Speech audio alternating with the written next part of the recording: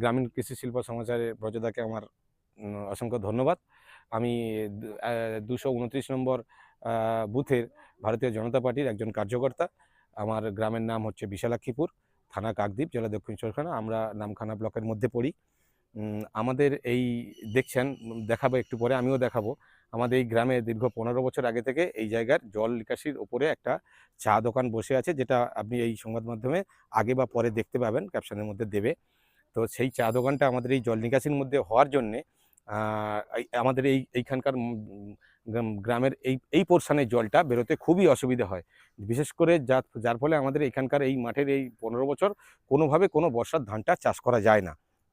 আমরা ওই সময় ওই দোকান বসার সময় আমরা ওই 15 বছর আগে থেকে চেষ্টা করছি যাতে ওই জল নিকাশির ওপর, ক্যালভার্টের উপরে জল নিকাশির ওপরেই চা দোকানটা যাতে না বসে।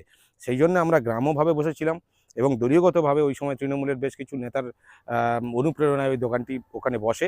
আমরা পঞ্চায়েতেও গেছি, আমাদের কোনো পাত্তাই দেয়নি। আমরা ব্লক পর্যন্ত গেছি, বিডিও অফিসও আমাদের কোনোভাবে সহযোগিতা করেনি। বর্তমান আমাদের সরকার আসার পর আমরা ওই চা দোকানদারকে নিয়ে গ্রাম্যভাবে বুথ থেকে এবং পঞ্চায়েতে সব জায়গায় ওনাকে নিয়ে বসি যে ওনাকে ওই দোকানটি অনুরোধ করি যে ওই দোকানটি যেন উনি তুলে নেন স্বইচ্ছায়, এবং আমরা যাতে ওই জল নিকাশিটাকে পরিষ্কার করতে পারি। তাহলে আমাদের গ্রামের চাষাবাদ এবং গ্রামের মানুষজন বেশ কিছু এই জলের সমস্যা থেকে অন্তত বাঁচবে, বিশেষ করে এই বর্ষার সময়টা। কিন্তু উনি কোনোভাবেই কারো কথা শোনেনি, যার ফলে আমাদের এই জায়গায় যে চাষ হয়নি তার নমুনা আমি আপনাকে দেখাবো। এই মুহূর্তে আমাদের এটা চাষযোগ্য মাঠ।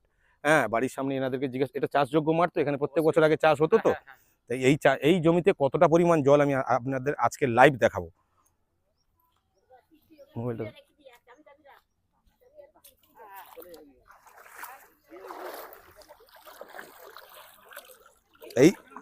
এই হচ্ছে মাঠের গভীরতা। এখানে যদি এই 1 কোমর জল থাকে তাহলে এখানে মানুষ কিভাবে হাল করবে আর চাষ করবে। তাই আমি প্রশাসনের পক্ষ থেকে এবং আমাদের দলীয়গতভাবে সবাইকে অনুরোধ করব যাতে এই জল নিকাশি ব্যবস্থাটা অতি দ্রুত পরিষ্কার পরিচ্ছন্ন করে অন্তত এবছর যাতে না হয়। 16 বছরের মাথায় হয়েছে, এটা 16 বছর ধরে চাষ হচ্ছে না, এবছর অন্তত না হোক, সামনের বছর যাতে চাষিরা এখানে চাষ করতে পারে তার সুব্যবস্থা করে আমরা সবাই উপকৃত হব, দলগতভাবে, এবং গ্রামের মানুষজনও খুব উপকৃত হবে। আপনার নাম? আমার নাম হিরণময় পাল। আপনার বাড়ি এখানে? আমার বাড়ি এই গ্রামেই। এটা হচ্ছে বিশালাক্ষীপুর 229 নম্বর বুথ, বুদাখালী পঞ্চায়েত। জলের কি সমস্যা? প্রাকৃতিক দুর্যোগ তো হয়েছে, বৃষ্টিও হয়েছে। জলের সমস্যাটা আপনি তো দেখতে পাচ্ছেন, পুরো গ্রামটা জলের তলায় বলতে গেলে। আপনি দেখুন, মেন রোডের উপরে জল উঠছে, চাষবাস মানুষ করতে পারছে না। একদম না হচ্ছে আশ্রম মোড়ের উপরে একটা চা দোকান আছে, দীর্ঘদিন আমরা লড়াই করেছি, প্রায় 15-16 বছর ধরে, ঠিক আছে। এবছরও আমরা পঞ্চায়েত করেছি, স্থানীয়ভাবে সালিসি করার চেষ্টা করেছি, বিডিও অফিসে গেছি, কিন্তু কোনো মতেই উনি আমাদের কোনো সাহায্য সহযোগিতা করেনি। এবং এই সমস্ত এলাকার মানুষজন জলে ভাসছে। আমরা দীর্ঘদিন বলে এসেছি যে আপাতত চা দোকানটাকে তুলে নিয়ে যদি জলের ব্যবস্থা করা যায়, কিন্তু যা চা দোকান তিনি গত দিনে তৃণমূলের সমস্ত নেতা মন্ত্রীদের নিয়ে আলোচনার মাধ্যমে কোনো সুরক্ষা হয়নি, তাদের সহযোগিতায় উনি চা দোকানটা আজও পর্যন্ত তোলেনি। আপনারা জানিয়েছেন কোথাও? হ্যাঁ, আমরা জানিয়েছি। আমরা নিজে স্থানীয়ভাবে বসেছিলাম, সেখানে উনি ইগনোর করেছেন, এবং পঞ্চায়েতে বসেছি, পঞ্চায়েত প্রধানও ওনাকে বলেছে যে আপনি তুলে নিন।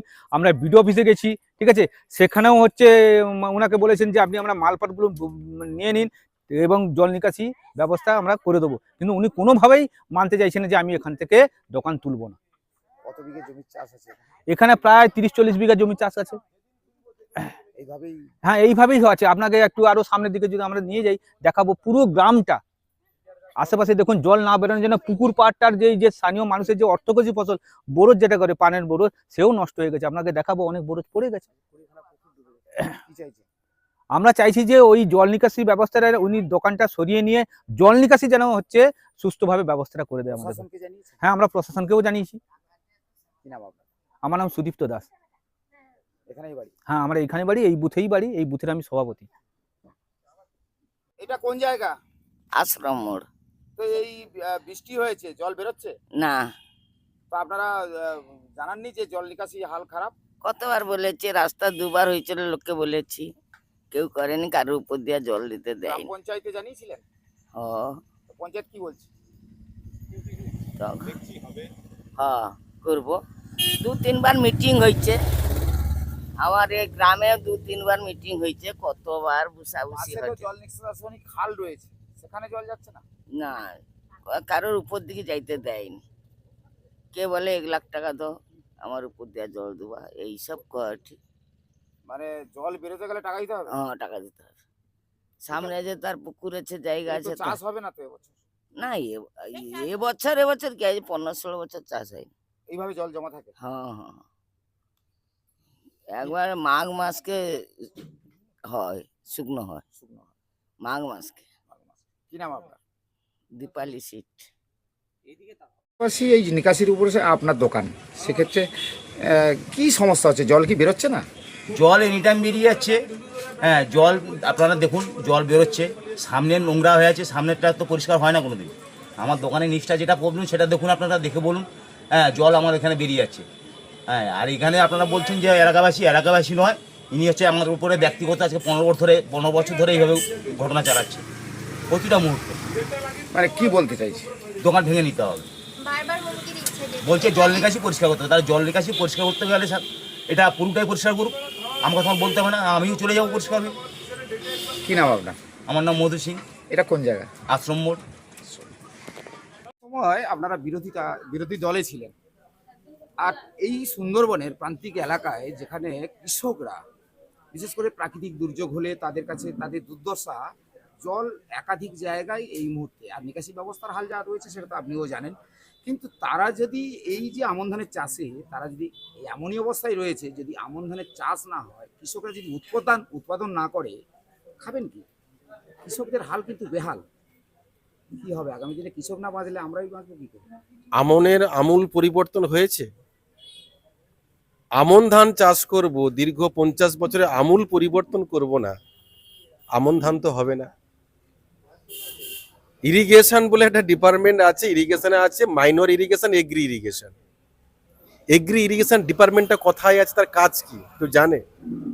আমার কাছে দুটো পিটিশন এসেছিল, এখানে দুটো খাল আছে শিবনগর মৌজাতে, প্রায় ওখানে 10,000 কৃষক ওই খালটার উপর নির্ভর করে। সিল্টেশন হয়ে সেডিমেন্টেশন পড়ে পুরো খালটা মুজে গেছে। আমার কাছে অফিসে যাবেন, ডিপার্টমেন্টাল চিঠি একটা এসে আমি দিয়েছিলাম। ওই দুটো খালকে পুরোপুরি মানে রিজুভিনেট করার জন্য, সেটাকে আবার রিনোভেশন করার জন্য স্কিম আশা করি কয়েক দিনের মধ্যে অ্যাপ্রুভ হয়ে যাবে। তার কপিগুলো দেখালে খুব ভালো হতো, মুখের সঙ্গে কাজের সঙ্গে মিল থাকতে হতো। এখানে এসে ধরলেন শিবনগর আবাদে এখানে কত বড় বড় নেতা আছে, শুধু তো কি করেছে? শুধু আপনার এনকোর্সমেন্ট সিদ্ধান্ত না, এনকোর্সমেন্ট কতটা করেছে? ইরিগেশন নামখানা ব্লক সাগরে যাবেন, আমি বিধায়ক হওয়ার পরে সবাইকে আমি একটা কথা বলে দিয়েছি, সেচের ব্যবস্থায় যারা বাধা সৃষ্টি করছে, দল মত নির্বিশেষে ড্রেজার নামান, কাটুন, জলকে বের করুন। কত বড় নেতা হয় সেটা আমরা অ্যাডমিনিস্ট্রেশন আমরা দেখে নেব। তাই দেখবেন চারিদিকে অপারেশন চলছে, অপারেশন বর্গা নাম দিয়েছে, অপারেশন বর্গা। মানুষকে বাঁচাতে গেলে সংকীর্ণ রাজনীতি করলে হবে না। সেচ জমির ফলন বাড়াতে গেলে তার মেজর যে পয়েন্ট রয়েছে সেটা হলো ক্যানেল সিস্টেমটাকে সঠিক করতে হবে। সেই জায়গাতে প্রথম আমার প্রাধান্য রয়েছে। অনেকে চাষ করতে পারতো না, তারা চাষ করতে শুরু করেছে। অনেকে জমি দখল করেছিল, চাষ করতে শুরু করেছে। আরে আমনের স্বাদ পাবে, বাঙালির নবান্ন বড় ধরনের আমাদের বিল্ডিং হয়েছে, নবান্নের স্বাদ একজন পাবে আর একজন বাড়িতে বসে বসে কাঁদবে, এটা তো হতে পারে না। এবারে নবান্নের স্বাদ প্রান্তিক শ্রেণীর কৃষকরা পাবে। আর বর্তমান সরকারে কৃষি দপ্তর থেকে এগ্রি ইরিগেশন এবং মাইনর ইরিগেশনের ক্ষেত্রে যথেষ্ট জোর দেওয়া হয়েছে। তার সঙ্গে সঙ্গে ভিবিজি রামজি প্রকল্প 125 দিনের একেবারে পঞ্চ সম্মেলনের মধ্য দিয়ে আমরা বলছি গ্রামে গঞ্জে সেচের ব্যবস্থার উন্নতি হবে, গ্রাউন্ড ওয়াটারে রিচার্জ হবে, পুকুর কাটা হবে, আবার সেচ ব্যবস্থায় পুনর্জোয়ার আসবে। আগামী দিনে কম্প্রিহেন্সিভ ডেভেলপমেন্টে সাগর ব্লক, নামখানা ব্লক এক সুদৃঢ় জায়গায় থাকবে আশাবাদী। সংস্কার হবে, রিফর্ম কিন্তু এই যে স্যালো বসিয়ে ভূগর্ভে জল তুলে নেওয়া হচ্ছে, পরিবেশের ভারসাম্য নষ্ট হচ্ছে। না, স্যালোর সিস্টেম এখানে চলবে না। সাগর নামখানে স্যালো চলে না। স্যালো কথায় বসবে, তারও কিছু কিছু আবার ক্রাইটেরিয়া রয়েছে।